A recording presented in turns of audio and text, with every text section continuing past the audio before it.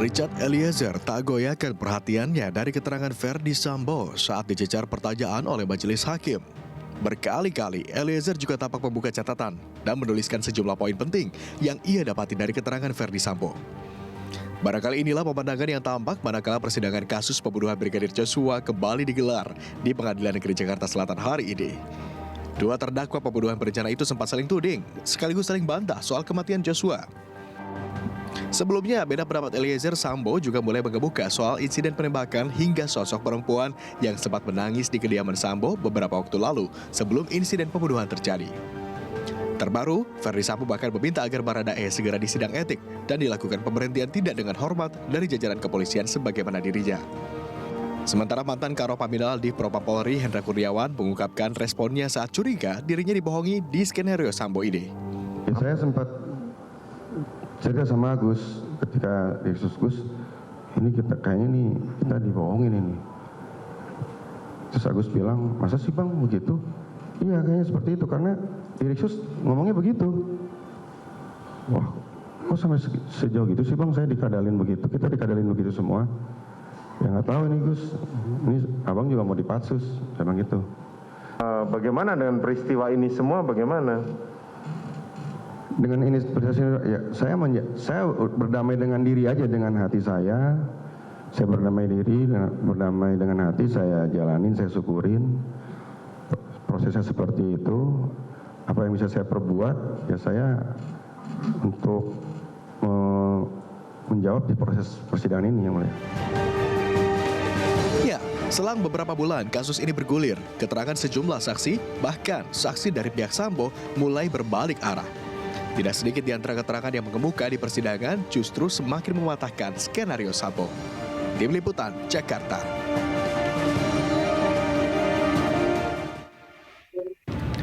Ya, sidang kasus pembunuhan berencana Brigadir Joshua dan juga obstruction of justice terus bergulir.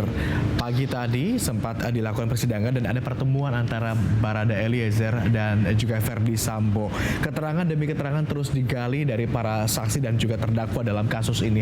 Lantas poin-poin apa saja yang menjadi sorotan dan bisa kita gali dari persidangan hari ini? Untuk membahasnya telah hadir bersama kami di studio Semanggi, Jakarta. Ada Pak Halius Hussein, mantan Komjak. Selamat sore Pak Halius. Selamat sore. Dan kami juga terhubung secara virtual dengan pengacara Brigadir Joshua, Pak Nelson Simajuntak. Selamat sore Pak Nelson. Selamat sore Bung Horas. Marwarar Siahaan, mantan hakim. Selamat sore Pak Marwarar. Selamat sore. Bisa tangkap audio dan juga visualnya Pak Marwara dan juga Pak Nelson. Saya mau ke Pak Halius Hussein terlebih dulu yang sudah ada di studio. Pak Halius, Verdi Sambo kalau misalnya kita lihat dari perjalanan kasusnya beberapa bulan yang lalu, seakan-akan tidak goyah dengan pernyataannya, menyebutkan bahwa ada tindakan asusila yang dilakukan oleh Brigadir Joshua terhadap istrinya. Anda melihat konsistensi ini seperti apa? Saya kira kalau Verdi Sambo ya pasti akan tetap konsisten dengan alibi. Saya mengatakan hanya alibi yang mengatakan bahwa dia melakukan pembunuhan terhadap Joshua itu karena ada membela keluarga, pelecehan seksual terhadap istrinya. Dan itu akan dipertahankannya sampai akhir persidangan. Dan hal yang saya lihat sekarang ini adalah sejak awal saya selalu mengatakan ini bukan sidang pelecehan seksual. Ini sidang tentang perencanaan pembunuhan yang dilakukan oleh Verdi Sambo. Dan jelas bagaimana pembunuhan itu dilakukan. Namun berkembang di persidangan ada hal-hal yang tidak urgen menjadi selalu diulang-ulang begitu. Anaknya Verdi Sambo berapa, siapa yang melahirkan, ini tidak ada urgensi sama sekali dengan persoalan hukum yang sedang dihadapi oleh Verdi Sambo. Andai kata dia memiliki alibi bahwa istrinya dilecehkan, sampai hari ini saya melihat sebagai outsider ya, orang yang menonton, sampai hari ini saya tidak melihat adanya pelecehan seksual itu, adanya bukti bahwa PC itu dilecehkan oleh Joshua. Coba kita bayangkan bagaimana seseorang, ibu-ibu yang dilecehkan, apalagi diperkosa oleh seorang laki-laki di rumahnya. Dan di rumah itu sendiri tidak hanya mereka berdua, tadi ada orang-orang lain yang semuanya adalah orang-orang yang bisa melihat, mendengarkan kalau terjadi hal seperti itu. Bagaimana itu bisa terjadi? Dan bagaimana itu bisa kita biarkan sebagai satu yang berkembang di dalam persidangan ini berputar-putar dengan masalah itu saja. Saya lebih cenderung sekarang, ya silakan saja nanti ketika pemeriksaan Ferdy Sambo dia menyampaikan alibinya. Karena apa? Karena apa yang dia katakan oleh Ferdy Sambo sebagai terdakwa itu tidak berlaku bagi orang lain, itu hanya berlaku bagi dirinya sendiri. Itu. Yang kedua, pelecehan seksual itu pernah, PC pernah melaporkan Joshua bahwa dia dilecehkan. Dan itu sudah dihentikan, sudah di SP3. Ini kan sesuatu, ini pelecehan seksual di mana lagi? Kalau pelecehan seksual yang FS-nya begitu kekeh begitu dengan pernyataannya. Ya, itu bisa, itu harus dilakukan oleh Ferdy Sambo karena dia mau lepas dari jerat hukum yang berat. Jadi dia mau menyampaikan satu alibi bahwa dia membela keluarga, dia sebagai patriot, sebagai hero di dalam keluarga itu. Oke, saya mau ke Pak Marwarar sebagai mantan hakim. Anda melihat konsistensi ini seperti apa? Karena ini disampaikan berulang-ulang, bahkan sejak pertama kali kasus ini bergulir, Ferdy Sambo tetap melihat atau meyakini bahwa ada tindakan asusila. Kalau tadi dari mantan Komjak melihat ini sebagai alibi, bagaimana dengan mantan hakim? Ya, jadi seorang terdakwa dengan posisi seperti Pak Ferdy Sambo jenderal dan pimpinan di satu lembaga tinggi yang kita lihat itu, tentu saja juga di kalangan keluarga, di kalangan katakanlah kelompok sosial di gereja, dia harus mempertahankan dia punya pendirian ini bahwa ada masalah pelecehan. Dan tentu saja kita dan juga hakim melihat itu tentu dari apa yang menjadi kekuatan pembuktian seperti ini. Seorang terdakwa tentu seperti halnya juga skenario yang dari awal disusun bahwa ada tembak-menembak, tentu dia akan mempertahankan ini sampai habis juga sidang ini, bahwa dia tidak membunuh dengan sendirinya, tetapi melakukan suatu pembelaan karena adanya pelecehan. Tetapi keterangan seorang terdakwa di dalam urutan alat bukti adalah yang paling akhir. Yang menjadi hal yang paling penting dan utama adalah keterangan saksi-saksi, keterangan ahli dan alat-alat bukti lain. Keterangan seorang terdakwa itu sama sekali adalah sesuatu yang tidak bernilai kalau misalnya kita bandingkan dengan apa yang menjadi alat bukti yang bersesuaian antara apa yang disebutkan tadi, keterangan saksi, alat bukti lain, terutama para ahli, dan juga keterangan terdakwa sendiri yang konsisten tetapi tidak masuk akal, itu akan menyebabkan satu atau munculnya satu keyakinan di hakim bahwa memang itu bukti itu nanti sempurna meskipun Sambo tetap akan mempertahankan itu, karena dari awal kan apa yang mereka maksudkan tidak terjadi sampai di bawahnya korban ke Jambi, semuanya skenario-nya adalah itu bukan suatu hasil pembunuhan, tetapi tembak-menembak, dan itu akan dipertahankan terus. Tetapi relevansinya itu tidak harus dilihat oleh hakim, karena hakim akan meletakkan seperti halnya juga di KUHP, alat bukti keterangan terdakwa itu adalah yang terakhir, yang nilainya paling tidak akan dapat diterima apabila terutama keterangan saksi yang dikumpulkan dengan alat bukti lain bersesuaian satu sama lain, sehingga hakim itu sudah memperoleh apa yang disebutkan keyakinan. Kalau di Amerika dikatakan beyond reasonable doubt. Kalau saya sudah yakin dengan keterangan ini bahwa dia bersalah, ya keterangan. Pak Nelson, kalau sebelumnya memang tidak pernah secara eksplisit dijelaskan bentuk pelecehan seperti apa yang dilakukan oleh Brigadir Joshua kepada Ibu PC. Namun di persidangan kali ini, begitu dalam waktu dekat ini, Ferdy Sambo menyampaikan bahwa bentuk pelecehannya bahkan diperkosa begitu. Anda melihatnya seperti apa? Ya itu tentu dia akan sudah semakin tersudut dan dia mempertahankan mempertahankan pendapat itu, bahkan membuat, atau kalau saya katakan dia berbelok arah dia untuk mempertahankan ini, seluruhnya adalah bagaimana untuk mempertahankan reputasi dia sebagai jenderal dan sebagai kepala keluarga di kalangan masyarakat, katakanlah Indonesia, khususnya di Toraja. Dia harus melakukan pembelaan seperti ini untuk kepentingan keluarga besar juga. Saya bisa melihat itu, tetapi nilai pembuktiannya sama sekali adalah di dalam urutan paling akhir.